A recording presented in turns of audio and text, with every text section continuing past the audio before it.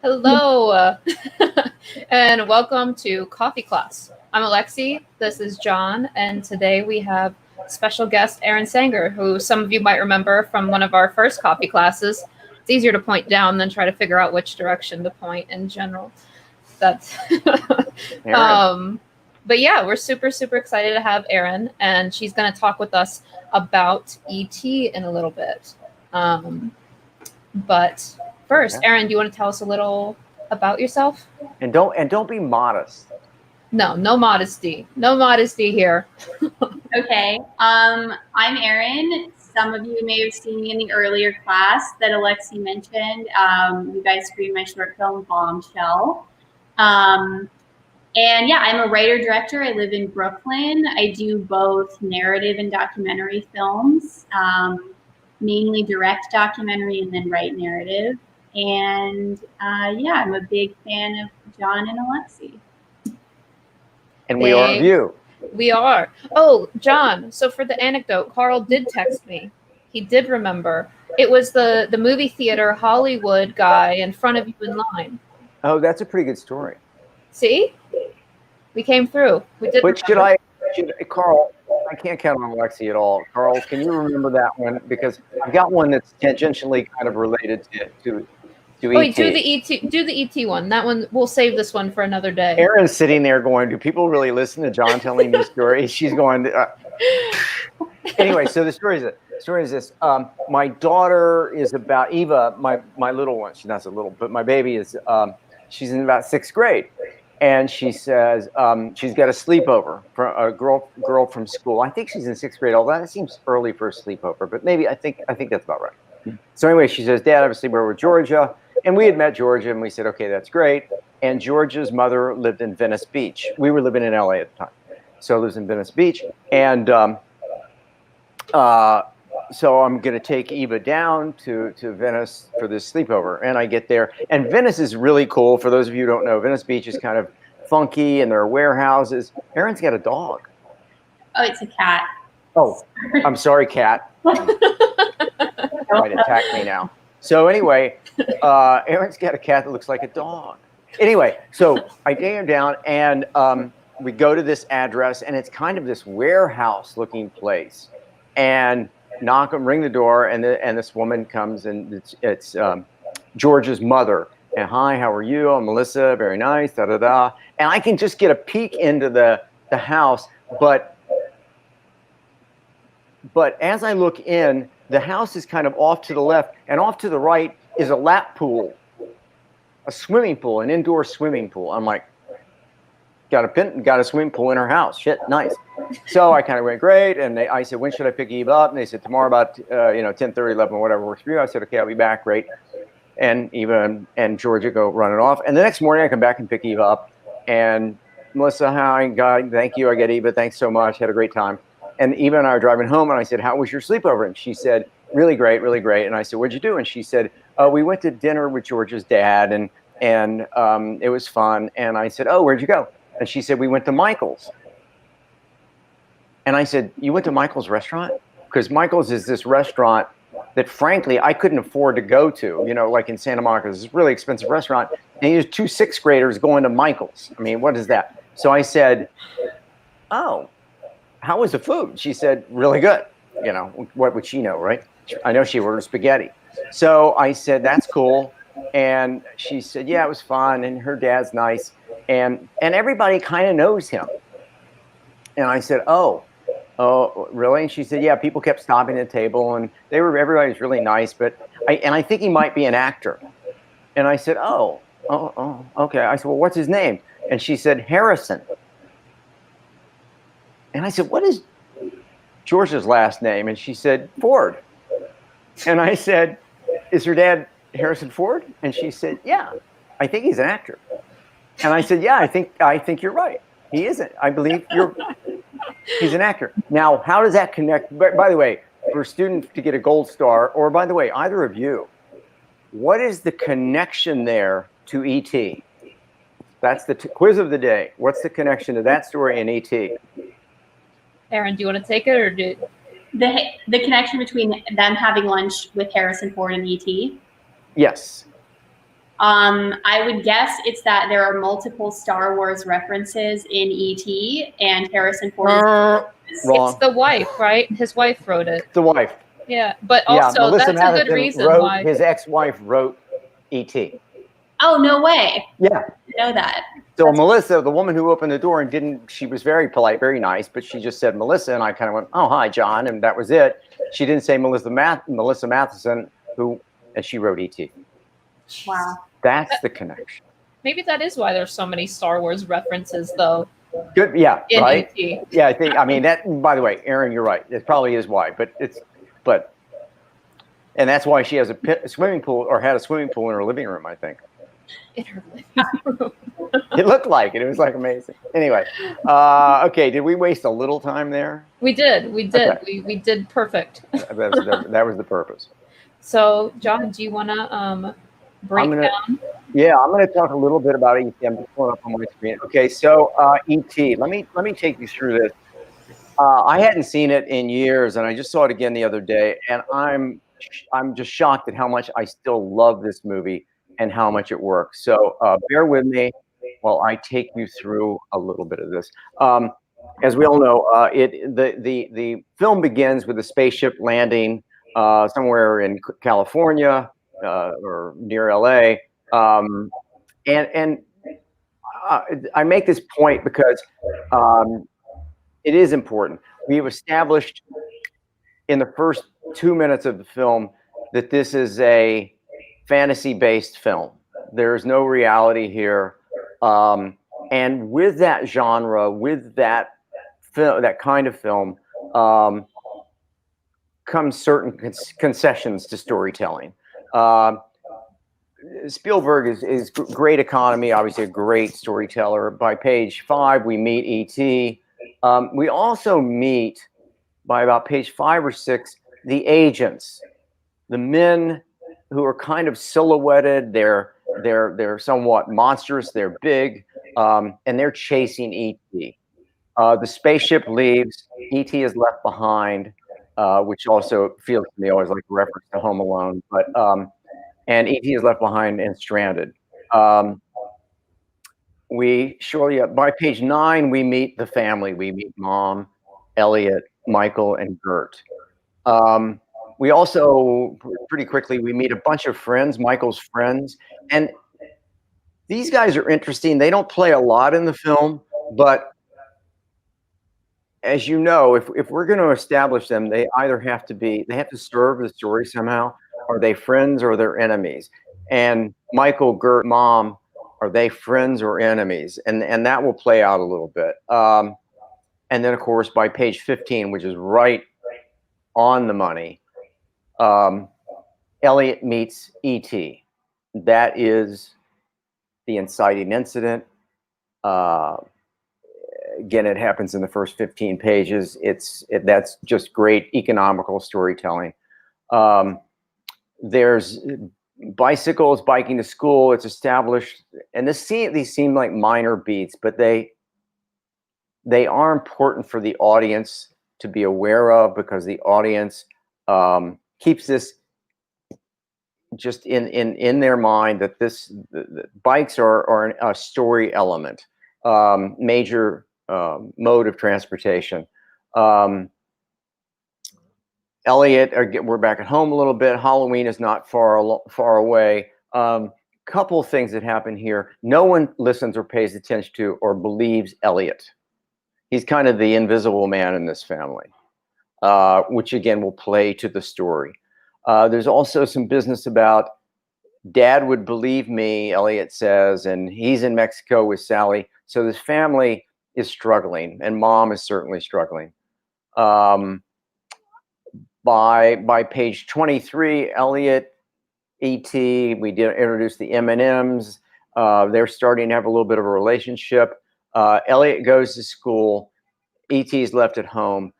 Now, here again, about page 24, 25, the agents are around, but we only see them momentarily.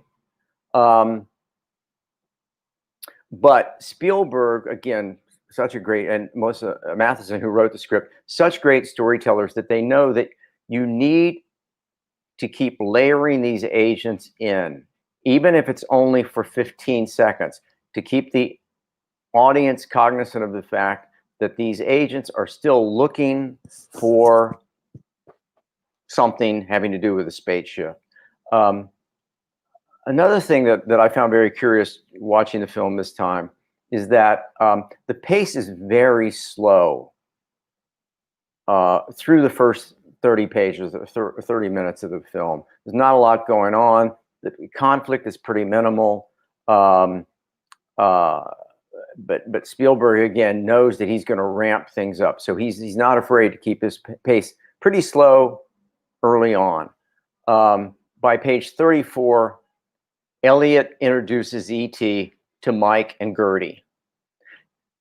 Now, keep in mind that even though it's a minor play on this, that Mike an enemy? Is he a big brother who's not so nice to his little brother, or is he a friend? We don't know yet. There's a moment here that I have a question with. Elliott in science class, and they're chloroforming frogs. This is in about page 40, 42. And Elliott saves the frogs. And if you guys have seen my notes, it's mentioned in my notes. But Elliott saves the frogs. Elliott, for me, not a bad thing, but Elliott is already fully evolved. Elliott doesn't have a flaw. And again, as we know, traditionally you would want your protagonist to have a flaw so they have something to overcome. But Elliott really doesn't. Elliott already has empathy. He frees the frogs. He kisses the girl. By the way, the girl in this is Erika Eleniak, who went on to be the star of Baywatch, but that's another story completely. By page 53, again, the pace is pretty slow, but E.T. begins to talk. And I think it's about page 56. He says, phone home phone. So Mathinson has just laid that in. She said to the audience, here's this moment, this beat. He talks. These are words that he knows. That way, in Act 3, it won't jolt the audience. They've heard it. It's only a beat. The audience here kind of hears it and forgets it, but we've planted that in their memory. Also, there's a beat here which I really love, and as you guys know, I love the subtlety of these minor pieces that seem like throwaways, and actually they're just brilliantly placed. There's a moment here where Mike says he doesn't look good, meaning that maybe E.T.'s failing a little bit. Elliott cuts his finger, E.T. heals it. Beautiful moment about page 60 where Elliott puts his arms around E.T.'s shoulders, and these two have bonded. By page 61, and keep in mind, it's only the fourth time that we've seen the agents, but we didn't drop them out of the movie so much that they come as a surprise. They're just playing it a little bit every time that we see them, and by now, the agents on page 61 are in a van outside the house. So they're closing in. This is beautifully played. I've got a note here which I wrote in my notes. If you're looking, I'll mention it if you're not looking at the notes. I think, and I'm no one to criticize E.T. or Melissa Mathinson or God knows Steven Spielberg, but I wonder if it wouldn't have behooved the storyteller to introduce one person in command of the agents, so that we have somebody to kind of follow. And they didn't do that. It's just kind of it's a shadow group that's moving. They're ominous. They're dangerous. We get that sense, but we don't have one particular agent who we're following. Page 61. It's Halloween. They're going out. There's that wonderful scene where they sneak E.T. out under the sheet. It's just beautiful. And Elliott at this point, and again, he does not. I'm curious if somebody can find it, but Elliott does not have a flaw. He's going to take E.T. back to the landing place, back to the landing site. So hopefully they can find E.T.'s spaceship friends and family and get him home. And it's at this point on page 65 that the bike flies. The bike takes off. Again, laid in there, just a moment. It's wonderful. It's magical. By the way, nothing's plausible, but that's the world that we're living in. They get to the woods. I love the fact that they've got this ridiculous makeshift device. It's kind of spit and gum and rubber bands and Band-Aids, and yet this is how they will reach and communicate with E.T.'s people. We don't question it. We don't question it because of the genre and the world we're in, which is fantasy world. We're rooting for these people. We're rooting for E.T. And we're on for the ride, so to speak. And they make radio contact. Excuse me, but don't quite get through. Then there's a brilliant moment, which I think is the midpoint. Elliott wakes up next morning still in the woods. He didn't make it home that night. He didn't make it home from Halloween. He wakes up. He's lost E.T. Midpoint. I've talked about. I know. Some of you still have questions about midpoint. Midpoint. What's the worst thing that can happen to your protagonist? Lose E.T. So you imagine what's the worst thing that can happen, and then you make that thing happen. So Elliott's world goes completely upside down. He's lost E.T. He goes home. By the way, the agents are there. I know I sound a little anal about this, but it's the only the fifth time that we've seen them. So it's so minimal, and yet because the way they are designed in the script, we haven't forgotten about them. They're somewhat ever present, even though they're not really ever present. They're there, and now they're in the house. Elliott makes it home, and he goes to Michael and says, "I can't find him." This is a really interesting moment in the film. Michael says, "I'll go." I'm sure that Mathinson and Spielberg had a conversation about, do we give that job, that active moment, to Mike? Because it should be Elliott's moment.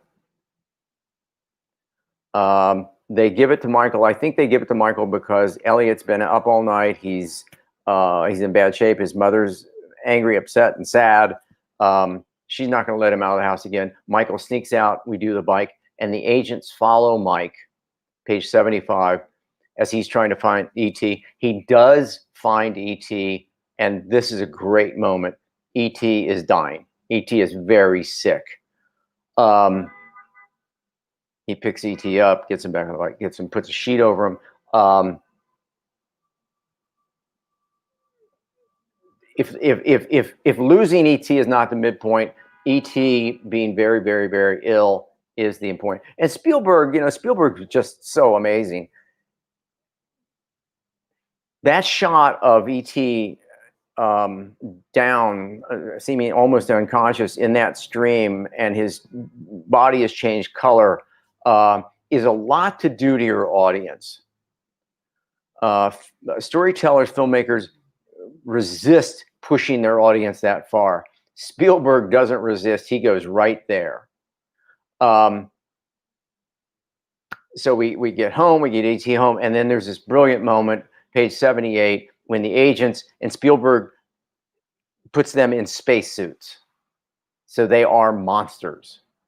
They are an army, and they have now invaded the house, and they are going to take E.T. and clearly dissect him and whatever.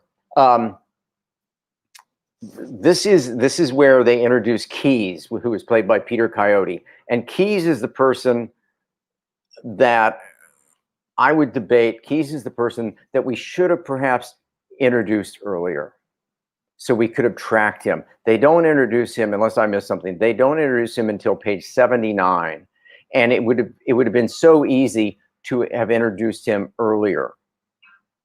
As I'm saying that, I'm thinking they must have. I don't think they did. Please, when I'm done, when I shut up finally, correct me if I'm wrong. But he's such a pivotal character. Not to just introduce him briefly before is a strange choice. Keyes identifies with Elliott. Elliott at this point says he needs to go home. E.T. is dying, and notice, excuse me, from here out, Spielberg jumps the pace. He quickens the pace. Spielberg knows that what you do in those last 20 minutes means a lot, and so now he puts the gas pedal to the floor and leaves it there. It's a long act 3, but we'll talk about that in a minute. And then there's this great moment about page 85. E.T. is dead. So he kills him. I'm not going to go off on a tangent about Avatar, but there's a moment that you might say that was stolen from here. Anyway, they kill E.T. And this moment, even though it's E.T. dying, Elliott's the protagonist. So the reason they are in parallel beds, the reason that they're next to each other, is so that E.T.'s death is happening to Elliott. It's happening to the protagonist. In fact, they even make their sicknesses run parallel. They feel the same thing, and now they begin to separate. I didn't talk about it before. I should have talked about it, because throughout the film we've seen these flowers come back to life. Elliott says to E.T., "I love you," and then there's this moment. The flowers come back to life. We know what that means. And Elliott goes to Michael and says, "We've got to get him out of here. He's alive." Fantastic play when Mike doesn't really know how to drive the van. He only knows how to back out of the driveway. That creates a little conflict. It's good. It's a little conflict, but it's fine. So we drive the van. They've stolen the ET. They've stolen ET, and we know where they're going. There's a transition where they move on to bicycles. Bikes, this theme with the bikes going on. Agents are in pursuit. There's a chase, roadblocks, and of course, the bikes fly. And on page 104, we're in the woods back at the landing site, and the spaceship awaits. At this point, Elliott, our protagonist, makes the greatest sacrifice. The greatest sacrifice is he loses, or he says goodbye to his friend, because it's the best thing for his friend. That's the sacrifice. I'm giving my friend up because that's what is best for him. Not best for me, it's best for him. It's a great sacrifice. E.T. gets on the spaceship. I'm dying to hear what Erin has to say about this. John Williams' score. John Williams, who's won, I don't know how many Academy Awards. John Williams' score comes up. It's way over the top. It's way over the top. And yet, it still brings, the whole movie brings tears to your eyes. It's a fantastic, fantastic film. So that's all I have on my breakdown of E.T. Yay! Good job, John. Thank you. Is everybody still awake? Maybe, maybe not. Yeah, everyone. We've been having a good conversation in the. I don't see the comments. What are people? Oh God, tell me the truth. People are just okay, good. Engaging. It's not so bad. So what you got? What's everybody think? Yeah. I mean, so I like it, obviously. I guess I have to say that first, right? John, who do you think Good the question. antagonist was? You know, I don't.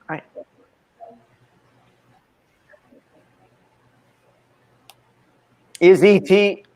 We love you, See, John, look. Is E.T. Is E.T. There you go. Thank you all. E.T. is the antagonist. E.T. Creates conflict for Elliott because he gets drunk, he does this, he does that, he talks when he shouldn't, when he should be quiet.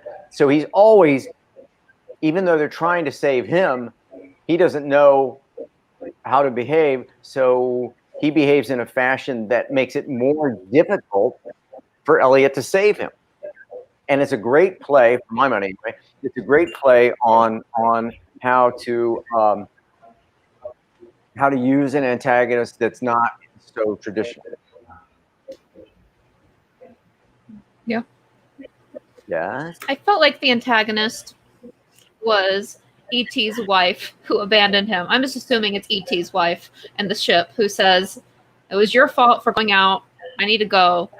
And but leaves we never him, see and then comes we never back see for that him at the person end. in the second act, or that extraterrestrial in the second act.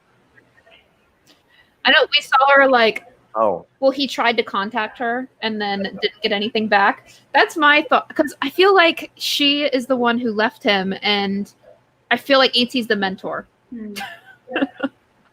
That's okay. my take, is that E.T. is Elliott's mentor as he's learning to let go of By the the people way, that he loves. he could be a mentor and an antagonist, but yeah, okay.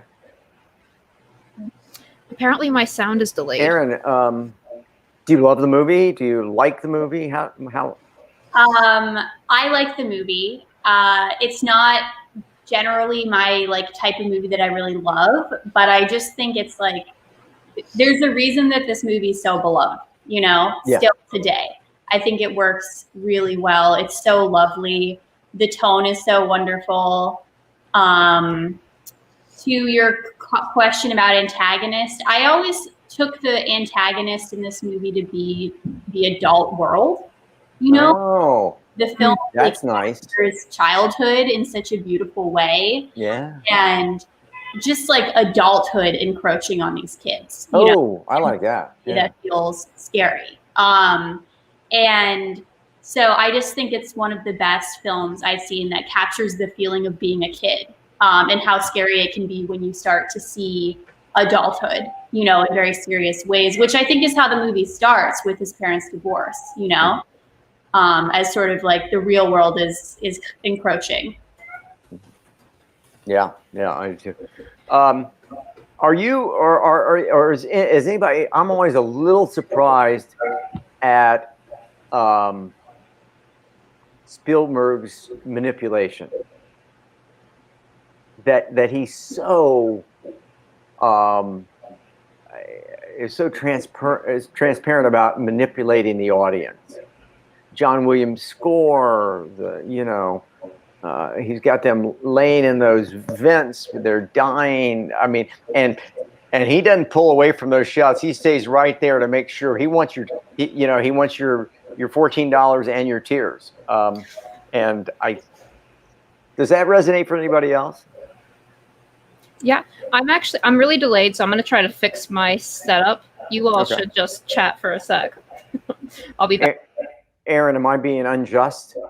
I don't disagree with anything you've said, which is maybe why he's not my favorite. But honestly, who's more successful than him, right?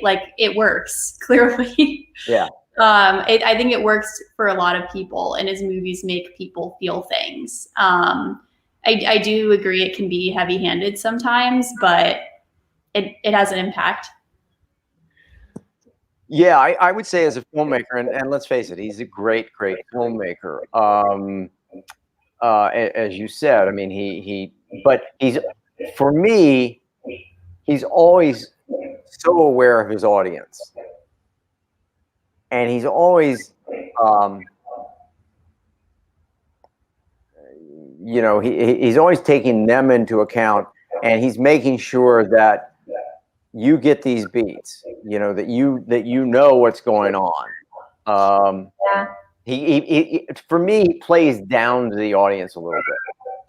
Yeah, I didn't really think about it that way, but I think you're right. I do think there isn't a ton of like ambiguity to the storytelling. You do know like every beat as it hits. You know what I mean? Yeah, I think that Spielberg. I'm only going to say this one more time. He's a great filmmaker. When you see his abilities with the tools of filmmaking, it's shocking. When you watch the first 24 minutes of Saving Private Ryan, oh my God! I mean, he just knows everything better than I think everybody else. But I think his real instinct is popcorn movie. I think that his real gut instinct is Jaws, E.T., and I think when he stretches himself and does Saving Private Ryan or does the Holocaust, Schindler's List, I think he does those brilliantly. But I feel like if he was just making movies that he wanted to make, he'd be making kind of popcorn movies. Nothing wrong with that. So here's a question from Abdullah that I wanted to pull up. I don't think I'm delayed anymore, but let me know if I get delayed again, and I'll figure it out. So here we go. On the manipulation note, do you think Steven Spielberg decides to manipulate the audience? Is that something that we should strive for as writers? I think that yes. I mean, he knows exactly what he's doing. Those beats are laid in there so well. And he doesn't shy away from them at all.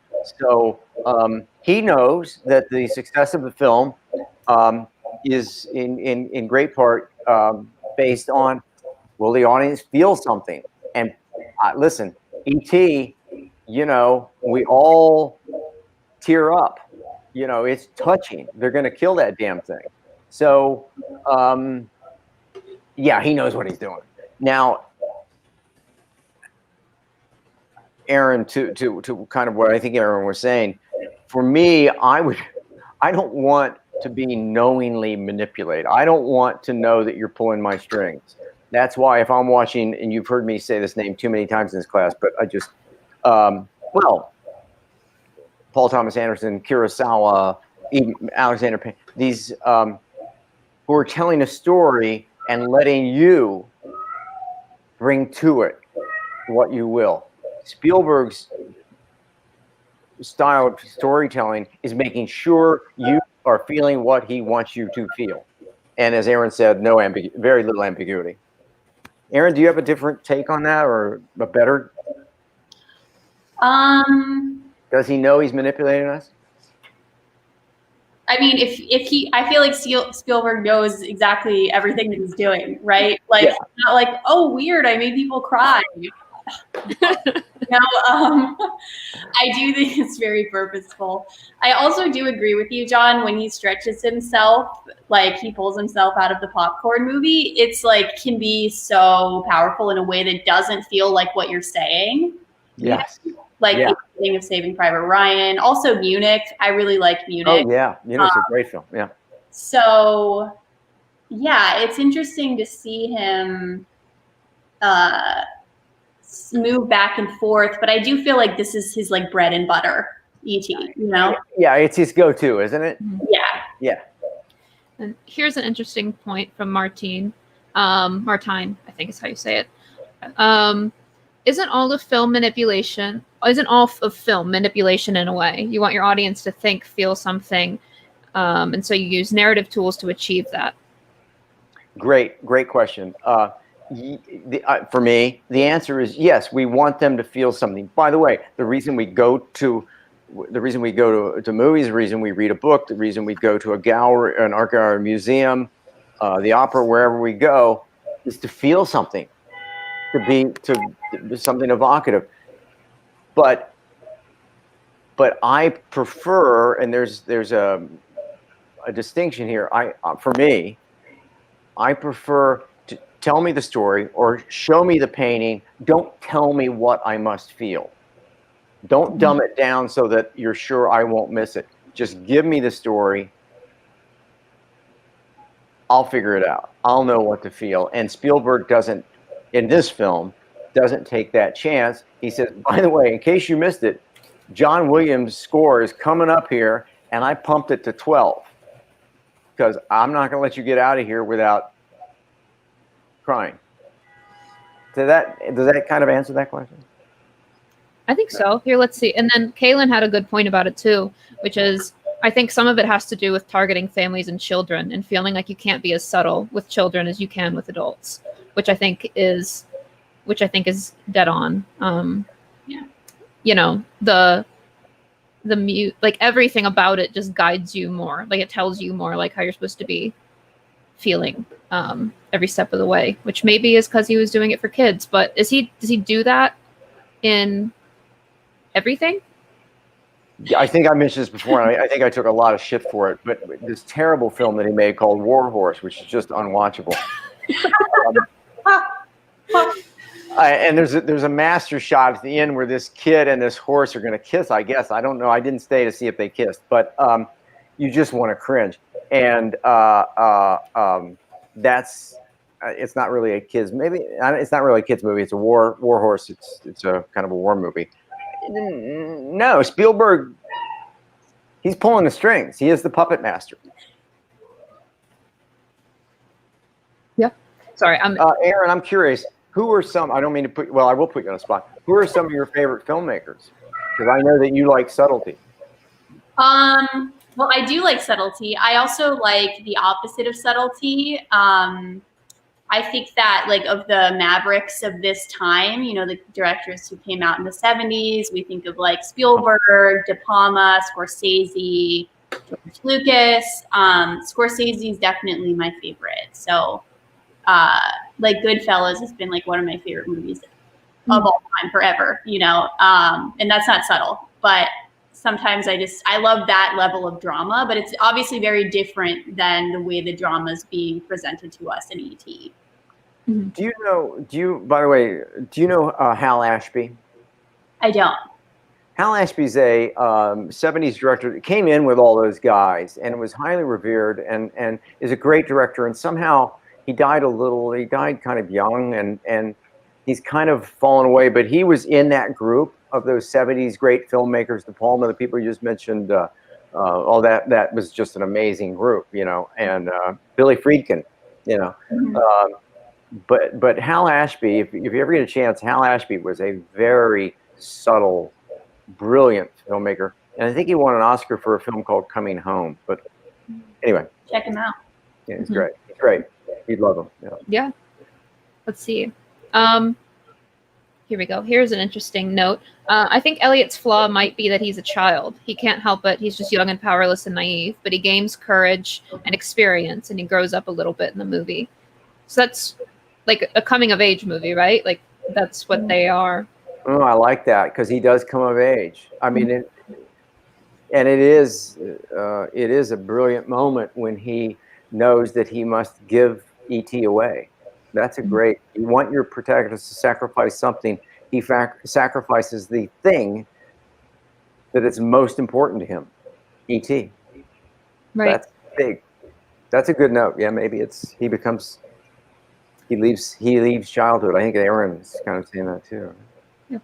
You know, that's I know I bring her up a lot, but Meg LaFarve, I think that's how you say her last name, who wrote Inside Out, among other things, talks about how, you know, there's two different ways to handle the transformation. And one is like resolving a flaw, but she considers coming of age stories a separate category altogether, where it's not necessarily that they're fixing a flaw. It's more that they're coming into themselves over the course of the movie.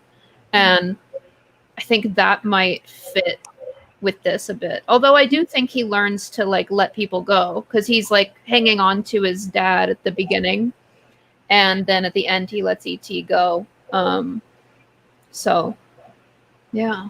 Alexie, this is I'm not sure. I mean, I'm not going to make a winner's bone joke. I'm not going to make a winner's bone joke. I knew it. I saw it in your face before. I'm not going to make a joke about winner's bone. In fact, I'm not even going to say winner's bone. No, you haven't said it 5 I'm not times going already. to, and so I haven't, and I'm not going to. But do you like this film? Oh, do I like it? I do. She said with some reservation. The kids were really stressing me out. I'm not gonna lie. They were just always shrieking, and that stressed me out a lot. Like I was just like, I don't know, but I did really enjoy it. But I was just surprised by how often they were just like screaming bloody murder. Like they see ET and they scream, and then the older brother is like, no, at something that was like relatively minor. It was just a lot of shrieking. And that So your shrieking really impacts you a little bit. I didn't know that. when it's that excessive, I'll try to keep my shrieking down. It stressed me out. And then I think that, I mean, not to get too into it, but I think that That's why we're here. Well, getting into, like, I have a lot of feelings now about authority figures overstepping. And so it was really frustrating to watch them, doing that here. Like, it was like, just leave them alone. Like, just stop. And so that was, I feel like that added a different layer to it. Do you talk? Do you talk to the TV? Do I? Yeah, I think it's a yes. We'll have to ask Carl. We'll ask Carl if I talk to the TV. I more talk to Carl when he's not watching it. So I guess that's similar. Like he'll like not be watching it and I'll tell him how I feel about it. Oh, look. Ha. There we go. Okay. All right. No screaming. Okay. I was right. I did it. Yeah. But yeah, that's my I think it's good though. I was curious about, I looked up like what they thought about for the sequels, like if that was ever on the radar for them. Wow. I bet it was, right? It was. Spielberg was thinking about doing something on E.T.'s home planet, and then said he was worried that it would ruin, quote, the virginity of E.T. I was like, that's a terrible way to put it. But E.T.'s a virgin? I had no idea. What about his own wife? What? Yeah, his wife. Yeah, didn't Spielberg know that it was his wife who dumped him? His wife Maybe, left. and by the way, maybe that's why. I think that's the movie. I think so.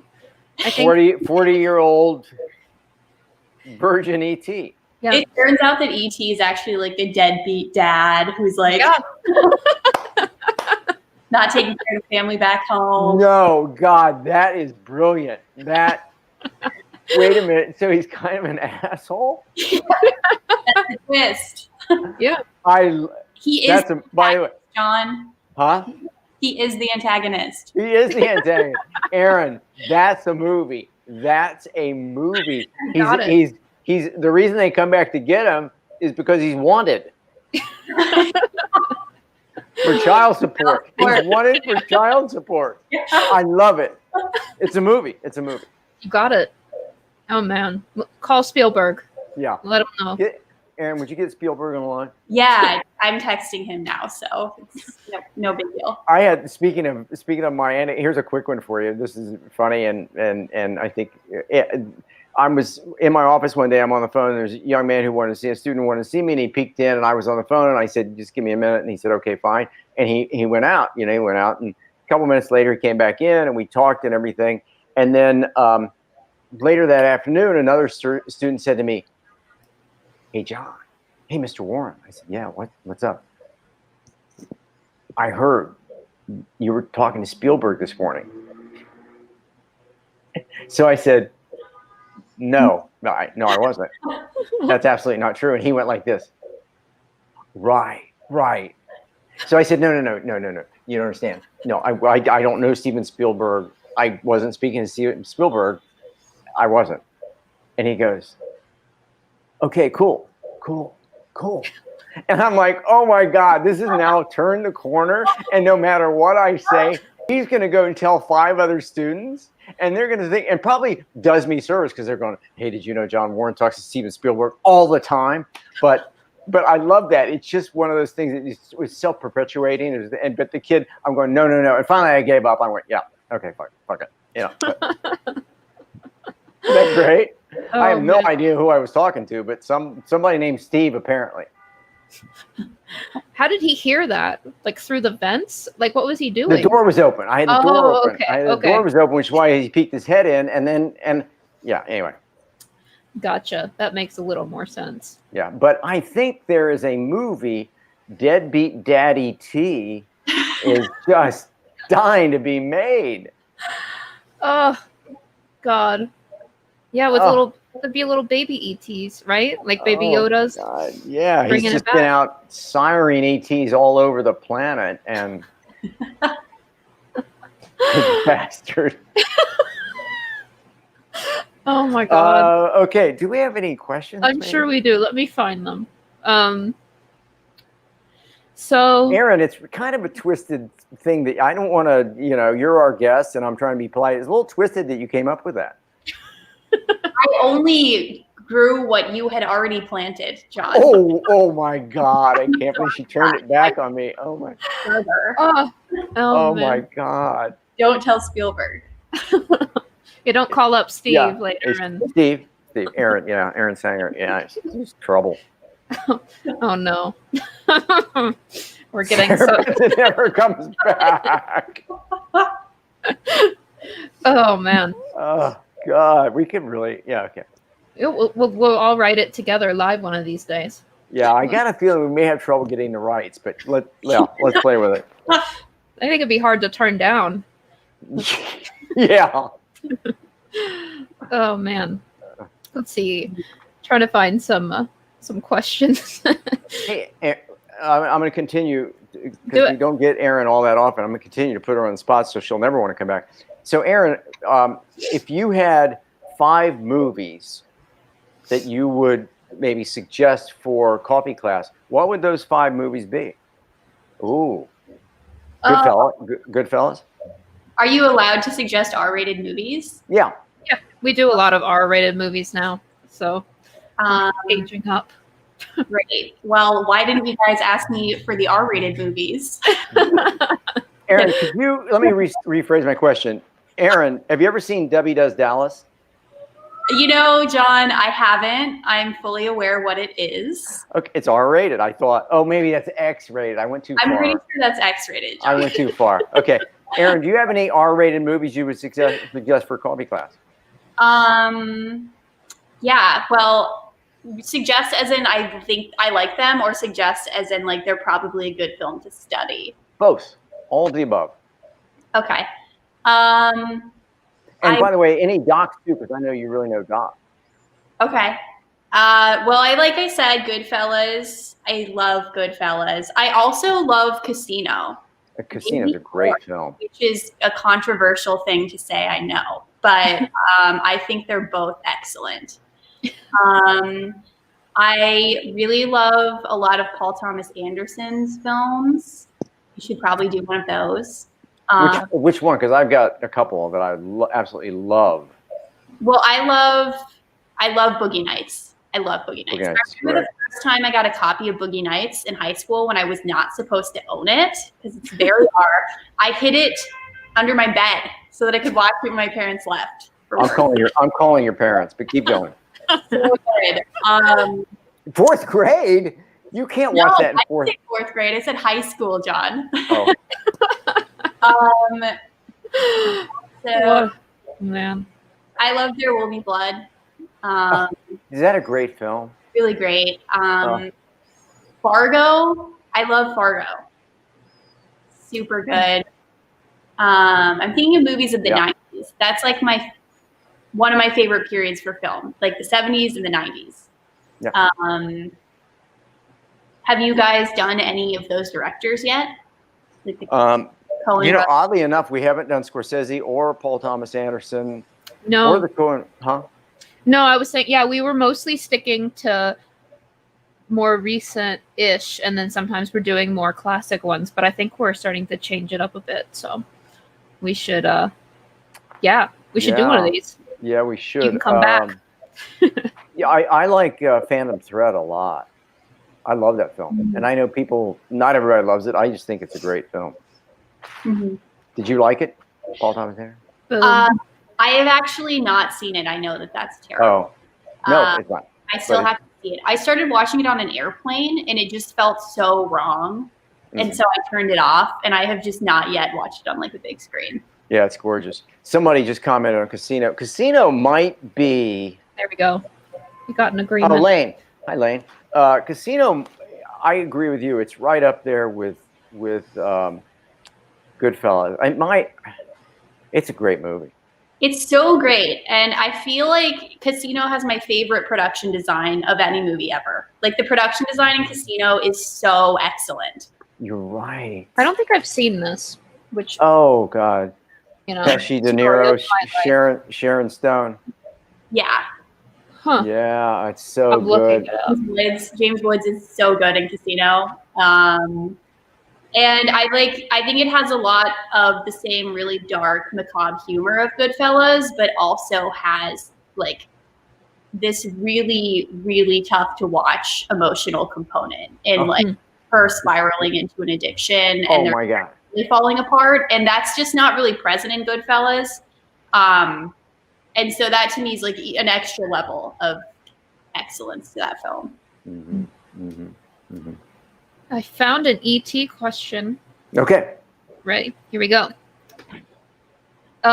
Is there anything E.T. did in terms of narrative that set the new standards? Or was it just another popcorn film even in those days?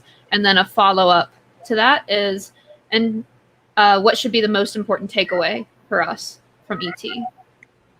So to go back to the original question, there we go. Yeah. So, like, did E.T. set the standard for anything, like, raise the bar, or was it the first to do something in terms of narrative? And what can we take from it as writers? Well, I mean, for me, and I saw it when it first came out. You guys are too young, but you know, it just showed what a master Spielberg was at taking what is essentially a very, very simple story and making it so highly evocative. Because I think before everybody got together, it was Erin and Alexie and I were talking, and Erin said accurately, I think, it's a very simple film.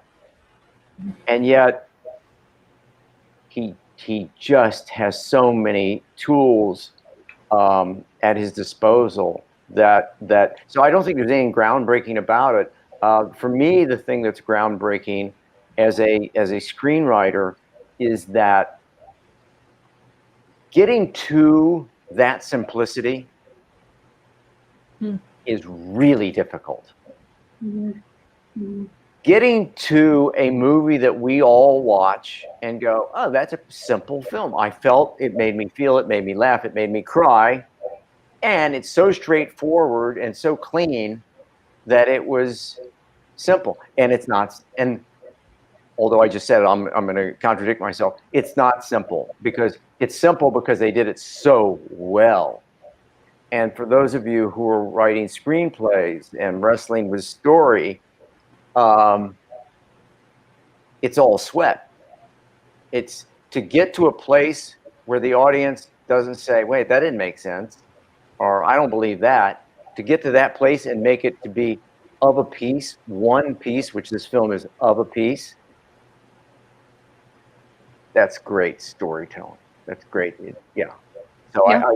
For me, that's what it illustrates. It illustrates somebody who's just in command of story. Yeah. Did you, Erin? Do you? You're a writer. You're a writer, director, producer. Am I somewhere in the ballpark when I say that making it simple? It's really hard. I'm so glad you said that because it's so true. And I don't know how many drafts the script went through, but usually when you end up with something really simple that works really well, you've cut out so many things that you thought you needed at first. And that you loved. That you loved, yeah. And to get to a place where you can, like, I think you used the word command, John, but just, you know, command a very simple story in a way that still makes people feel something so strongly is like storytelling at its best, right? It's very hard to do. It seems easy, and it's really not. Yeah. I've probably told this before, but there's this wonderful story about Rodin, the great Rodin sculpture, and he made this great piece of Victor Hugo, this sculpture of Victor Hugo. Have I told this, Alexie, this story? I don't think so. And so anyway, and people would come and look at it, before he really presented it, and they'd say, "Oh, it's great," and the hands are fantastic. And so he'd show somebody else, and they'd say, "Oh, it's great," and the hands are wonderful. And they say, "It's great, but the hands are so authentic." So what did Rodin do? He chopped off the hands because he said it was distracting from the piece. Mm. So to make it of a piece, to make it simple, he chopped off the thing that perhaps he cared most about because it wasn't serving the whole art form. It wasn't serving the whole piece. And as screenwriters, what we struggle with is we come in and I got an idea. This is my idea. I love this idea. I'm going to shove it in. I'm going to shoehorn this idea in, and it's going to be in this damn movie, whether it likes it or not. And when you get, and that's one of the big obstacles with becoming a writer is saying,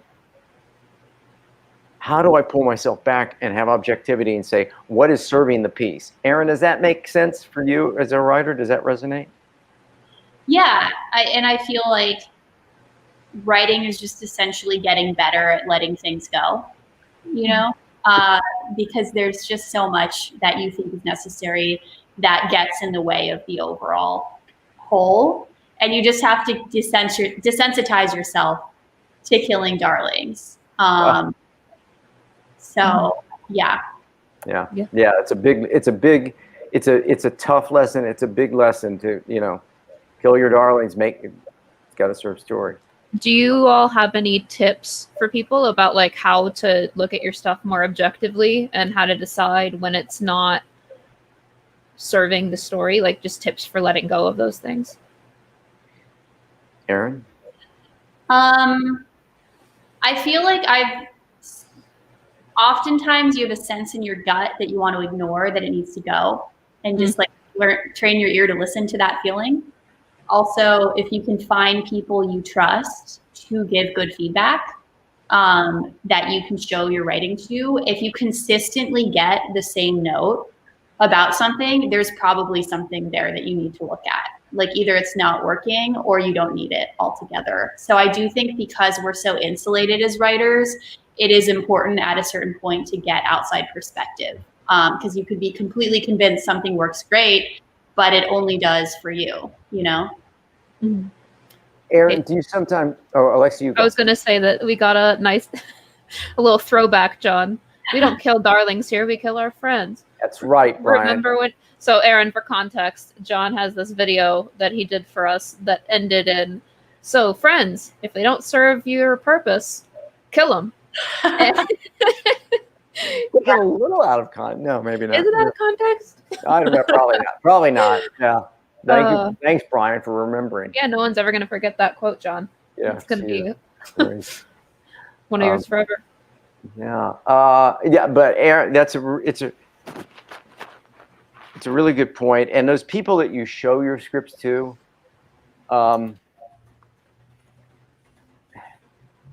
make sure they're story people. Yeah. It's one thing to show it to your mom and your mom goes, "Oh my God, you're a genius." That's lovely. Okay, now you can let that one go. Mm-hmm. But people who understand story, and on Erin's note, I think, sometimes you'll get 3 or 4 people who have looked at it and you trust them all, and they're all coming back to that beat. They're all coming back to that beat in the second act.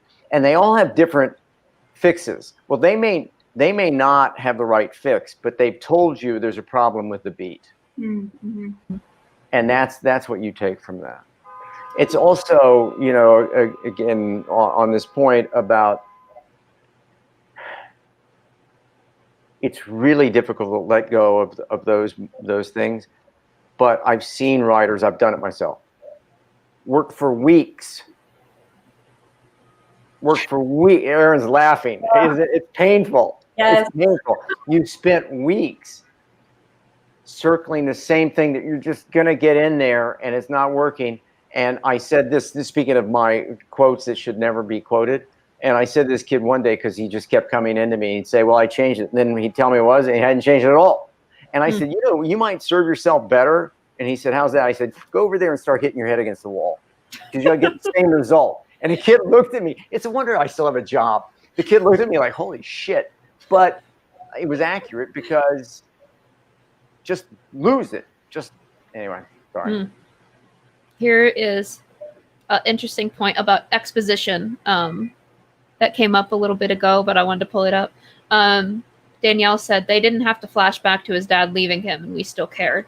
And I think that was a good thing to take away too, is that they got across the backstory really quickly and efficiently and didn't hammer it in like some other scripts would. And I feel like sometimes when we write, we feel like, at least in the first draft, that we need to give more information, like say it more explicitly or lean into it more. But, just you can get away with less typically with exposition.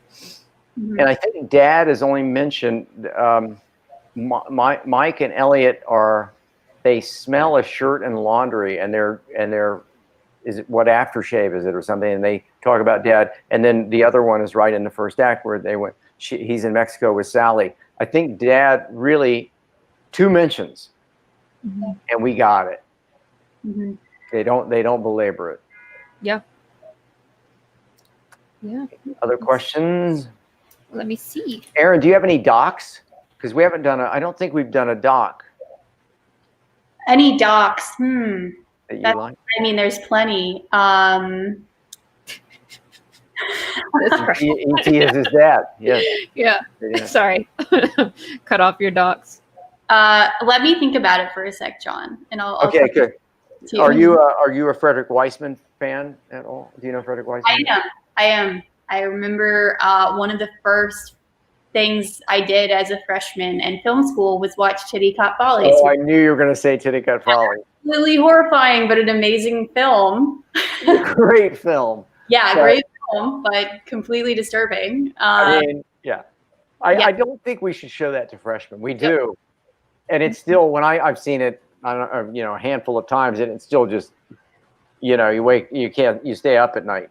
Yeah, I saw it as a freshman. Did you know, I can't remember his name, John, but he's a professor who always had a cigar in his mouth. Like, no joke. No, it wasn't lit.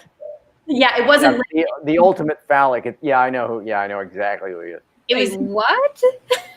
Yeah, he always has a cigar in his mouth. And is this person still there? I don't like walking into his class and him sitting there chewing the cigar, and I was like, I'm in film school. By the way, so pretentious, so pretentious. He never smokes it. He never smoked it. Yeah. Yeah. Oh man. Yeah, I know exactly who that is. Yeah. I never had that person, but that sounds about Tish. And he kept it in his mouth, the whole time. Yeah. He would like teach and lecture with like the cigar in the corner of his mouth. It was awesome. I loved it. So what was the film again? People want to know. Tittycut Follies. Tittycut Follies. I'm sorry, Erin, you can. Yeah, Frederick Weissman. That would have been early 70s, I think, right, John, or late 60s? Yeah, right in there. And it is. Full verite. Full interviews, just him flying a wall, and I can't remember what state it was, but I remember it was really controversial when it came out, right? Oh my God. Banned, they weren't allowed to screen it in parts of the country. Yeah. And it will, you kind of have to brace yourself. It's a brilliant piece of work. I haven't seen it in a year or two. It's and Weissman is always, What's it about? It's. Or can you not say? He got access to like a mental health clinic, and I want to say Massachusetts, but that might be wrong. It is Massachusetts. That just really unethical, abusive behavior going on, and he caught it on camera. Wow. And I think it just really shocked the country at the time to see what was going on in these institutions. It was like pre-One Flew Over the Cuckoo's Nest, but sort of set the stage for it, I think. Oh, interesting. Shot in black and white. And Weissman is a very, very he's a very gutty filmmaker. I mean, he's not afraid to go anywhere. Frederick Weissman's not afraid of anything. So he went into that institution. I forget how long, but the shoot wasn't, you know, he was there for a long time. And the fact that you could never do that film today. No. He had full access. Mm-hmm. So he was shooting stuff that you're kind of like going, whoa, my God, do you all know the answer to this? The reason they didn't know what he was up to. Keep in mind, it was late, I think somebody should look it up, but Titicut Follies, it's probably late 60s, early 70s, as Erin said, and they didn't know. So they didn't know what this guy in there with a camera, they didn't care. And he was just shooting everything. He's got shots following these guys up the step. Erin, remember in the shower and all this stuff? Yeah. And it is tough stuff, but really important filmmaking. And God bless Frederick Weissman, because it's important stuff. Yeah. But to answer your question, they didn't know what a guy with a camera was. Like before Gotcha. Like, I mean, yeah, he weren't even thinking about I'm that. sure he didn't have. Erin, I don't think he had permits or anything, right? He's just in there with. I doubt it. And this was before, like, the documentary filmmakers show up today and people are like, oh my God, the documentary filmmakers are here, like, call security. You know, like, everybody freaks out these days. But this was, like, before documentaries had really been used in the way that they have to expose, you know, wrongdoing. And I think I remember reading that he got access and somehow still, I guess they just weren't too threatened by him. And then he just rolled constantly. He just stood up and set up his camera and stood behind it the whole time he was there, so that everyone would get so used to him being around at all times that they wouldn't, like, turn on, you know, when they realized he was filming, because he was always filming. And so that's how he was able to capture some of the stuff he did, because people just became, like, so numb to his presence. Wow. That's right. And a couple of the characters track through it, so you get to know them a little bit. Yeah.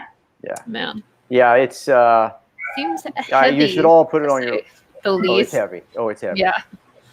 Yeah. I shared the name of it in the chat and a link to the IMDb page so people can see if they want to check it out. But yeah, let's see. It's not at all like E.T. No. No? There's John Williams score at the end. But Yeah, I didn't think the John Williams score at the end of Titicut Follies was a little over the top and inconsistent. Hey, would that be funny? Oh, man. God. I still like your idea. Erin, it's going to take me a while to get over. I may be calling you next week and say, Erin, let's collaborate on you, Alexie, and I will write E.T. Goes Home. Yeah, we should just spec it, you know, and see what happens. Maybe we can get it blacklisted. Then John will call Steve and the rest will be history. Call Stevie. Yeah. Must be my agent. Excited about this. Steve heard it. Steve is listening. John, you got a meeting. You and Erin and Alexie have a meeting on Monday in Hollywood. Oh man. We're getting a lot of people asking about upcoming films. If there's anything you want us to do, just message us. We have the Discord. We have November set for now, but December's open, except for when John's going to wear a Santa hat and do Die Hard. Wow, I love that. I don't know what part of that you love, but I don't want to know. So we'll leave it alone. We'll let it go at that. Erin, speaking of great films we love on our list, Alexie, get ready to laugh. Do we have what I think we have coming up? Bicycle Thieves. You know it? Yeah, that was another film I saw freshman year. Oh. Yeah. Did you love it? Yeah. I'm putting you on the spot. Yeah, it's a great film. Yeah, it's great. Alexie can't wait to see it. I'm so thrilled. She thinks by the way, You saw it and remember it. She thinks she saw it, but she was eating a muffin that day. How did you remember that? Wait. That's Alexie. Alexie says, Look. I remember eating a muffin in that class. I did. That was. Thank you. Look, I had to get up for crew at 4:20 in the morning the next day, and that class went until like 10:30 at night or something. And so I was like, I can't. Like, this is my bedtime. I need to go to bed. I'm just going to sit here and I'm going to eat a muffin, and I will do my best. And that's what that class was for me. It was a late class. I can't comment. I don't know what to do. I don't know what to do with you. Ugh, freshman year. You're grounded. Oh, yeah. Yeah. Freshman year. I love freshmen. I'm teaching a freshman class now. I love freshmen. Are They're you great. You mean that, or was that? Yeah. Like... Well, also I love fall. I love fall semester, first semester freshmen. First semester freshmen. I've probably told this before, but first semester freshmen are like this. They're like. Second semester freshmen. They've been in school 13 weeks. Here they are. This guy's an asshole. This guy didn't know shit. And you guys like, what the fuck? 13 weeks and you guys know everything already? That's how they changed that much in those 2 semesters. It's night and day. It's hysterical. Oh man. Yeah. I had you first semester. Yeah, you were still leaning forward. Yeah. Yeah, that was my class. Yeah. That was a fun class, wasn't it? It was a good class. Yeah. We had a good group. I remember some of those. There had some good people. Yeah, I remember a lot about that class. It was, yeah. I remember that the first thing I said was that you asked us to say where we were from, and I said Kentucky, and then you asked me a bunch of questions, and we found out that your cousin went to my high school. Yeah. And I was like, wait, what? Small world. Small world. Very random. I'm watching a series right now that's really good called The Queen's Gambit. It's really good, and it takes place in Lexington, Kentucky. It does not. It does too. A queen in Kentucky. No, it's a queen. Have I taught you nothing? Queen's Gambit. It's a chess move. It's about a young lady who goes to Henry Clay. I think Henry Clay High School, which is one of those high schools. Oh my God. She goes to a high school in why are we off on this tangent? Look at Erin starting to go, what and where am I? But anyway, it's Lexington, Kentucky. Is your dog? What's your dog doing? It's the cat meowing, and I was selectively muting as you talked so that it would not ruin the speed. Anyway. Oh, that's okay. That's okay. Anyway, Alexie, Kentucky television show Queen Gambit about a girl who's a prodigy, a chess prodigy. It's really good. Why did I not know that? Are you lying? I'm gonna look it up, and it's gonna be set in England. I am lying. I am lying. I'm gonna look this up. Why would I lie about that? Why would I possibly lie? That is so weird. Do we have any questions, Alexie? I'm just a little shook, but yes, I will look. Time's running out, and I want to ask about E.T.'s arc. Who had the arc in E.T.? Elliott didn't seem to have one. Shouldn't at least one protagonist or character have? Shouldn't the protagonist or at least one character have had an arc? Erin, why don't you go? Yeah, I do think John made a good point that there's not like a traditional obvious flaw that Elliott has that he has to overcome. I do think he, at the beginning of this movie, has this like inner need for, acceptance. We see him sort of like the outsider of the group of boys in the opening scene. We know his parents are splitting up. And he's looking for connection, and I think he gets that. And then by the end of the movie, he's ready to let it go. So that's an arc in its own way. I think his brother actually has his brother almost has the more obvious arc, right? Like John, you pointed out, his brother's the one who like goes off in the end when Elliott can't, and he sort of rallies the troops and goes from being like one of Elliott's antagonists to like his biggest ally. So we can see the arc easily in his brother, I think. Yeah, you're absolutely. I mean, because Mike in the beginning is kind of blows Elliott off. Won't listen to Elliott. Not particularly nice to Elliott, and then by the time when it says he's sick, you've got to go find him. And at that point, Mike does not hesitate. But as we've said now several times, and I'm just, piling on here, it would have been an interesting choice to have given Elliott a bit of a flaw in the first act. I mean, mm-hmm.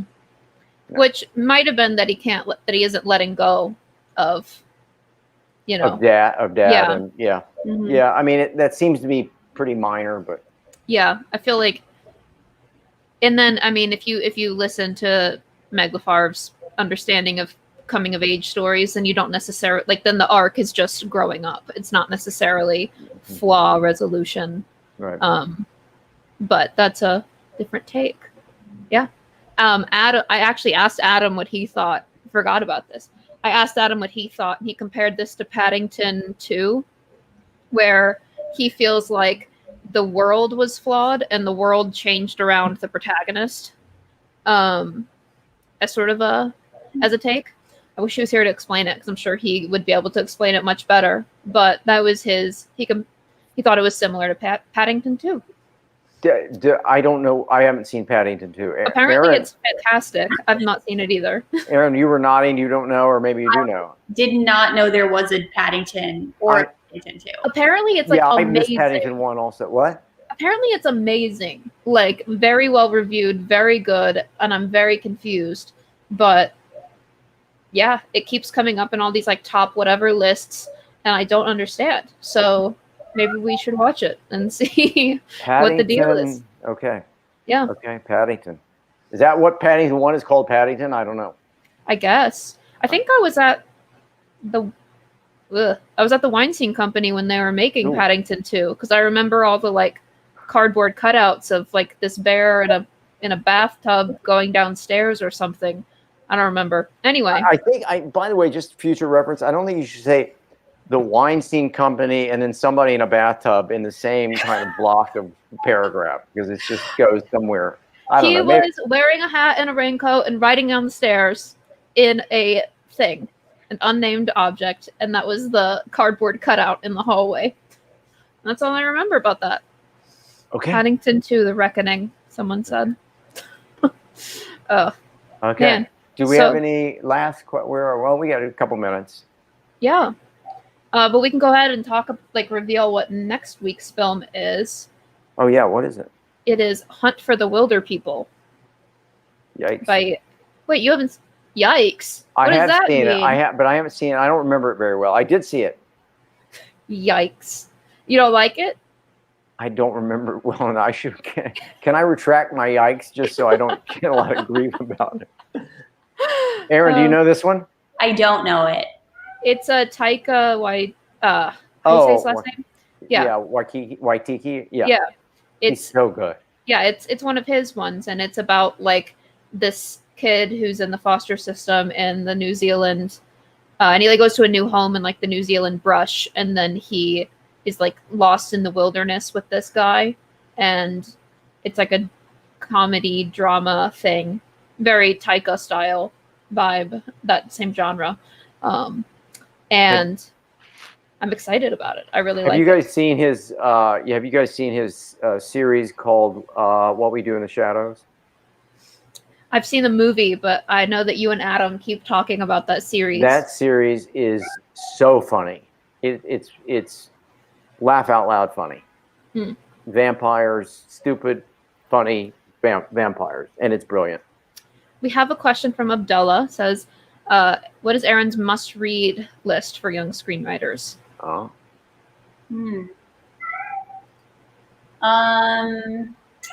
That's a good question. I'm trying to think of screenwriting books that I like.